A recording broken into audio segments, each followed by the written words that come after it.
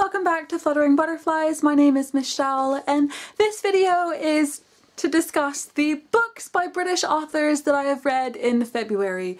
I have of course read lots more books during the month of February, but in this video I will only be talking about the books by British authors that I've read. And this is for the British Books Challenge 2015, which I am hosting on my blog. I will leave the details down below if you'd like to check that out. It's definitely not too late to start this challenge if you'd like to do so. In fact, please do. So during the month of February, I didn't read very many books by British authors, I'm afraid. My plan of reading for February saw me reading possibly 4, and I only managed 4 books by British authors, but I only managed 2, I'm afraid. But luckily they were 2 very good books, and hopefully next month there will be a much higher number. We shall see. The first book that I read in February is The Blood List by Sarah Naughton. This is a book that I read because I took part in the UKYA Extravaganza blog tour, which, if you don't know, is a massive, like, 30+ author event that is happening the 28th of February in Waterstones, Birmingham, in which all of these UKYA authors are coming together. They're having this huge celebration, and to promote UKYA and all of these wonderful authors, Emma Pass and Carrie Drury, 2 wonderful UKYA authors themselves, organised this blog tour that spanned over loads of great blogs during the month of February, and I was one of them.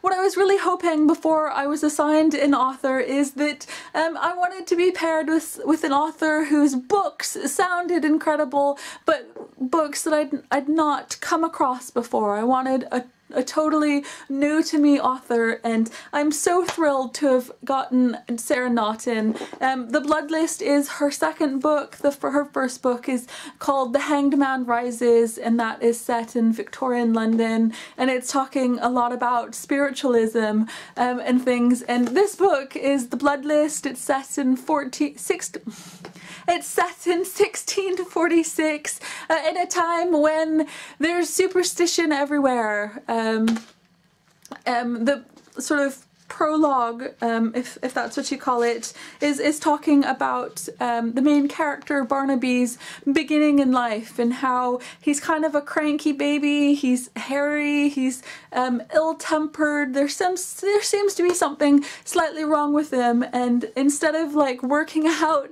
what would be causing these things, or sort of accepting that he looks different and he acts different from how normal babies are, they create this story around him that he must be this fairy changeling, and they take him and they drop him on the sort of rubbish heap in the area for a night. He's completely alone, a newborn baby.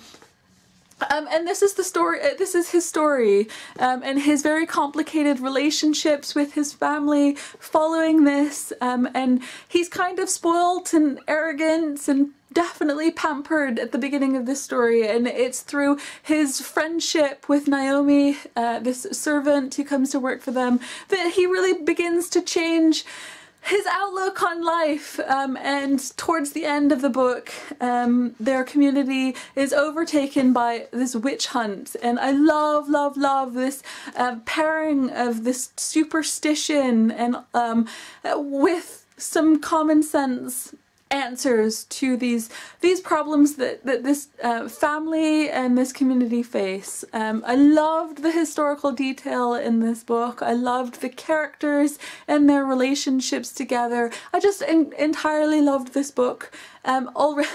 Just in general. So I will leave a link down below to my review of this book on the blog, and also the interview that I did with Sarah Naughton. Now, the second book that I read during the month of February was actually for the Finish It Feb reading challenge that I took part in this month. Finish It Feb is an idea that was created by Faye from A Daydreamer's Thoughts and Caroline from Big Book Little Book. in which they encouraged people who joined to read those books in a series that we had on our shelves unread. You know, we'd started the series, but we'd acquire the sequels and they would languish on our shelves. Some people also took it to finishing, took the finish it to mean finishing those books that you've already started but hadn't like completed. But I was focused solely on series that I'd started but hadn't finished. And one of the books that I read this month was The Illusionist by Laure Eve. This is the second book in a duology. The first book was Fearsome Dreamer, and it's what I love so much about both this book and Fearsome Dreamer is that they're so hard to classify what they are. There are elements of sort of fantasy and sci-fi and dystopia, and it's just a really, really wonderful two books that tell this amazing story. One of the big draws for me with both Fearsome Dreamer and Illusionists is how beautifully Laure Eve writes. I loved the world building in these books. I loved the characters so much. I loved Rue and White entirely and everyone else that sort of surrounds them. I loved the idea of world and Angletar and the castle and everything. There's so much to love about these two books.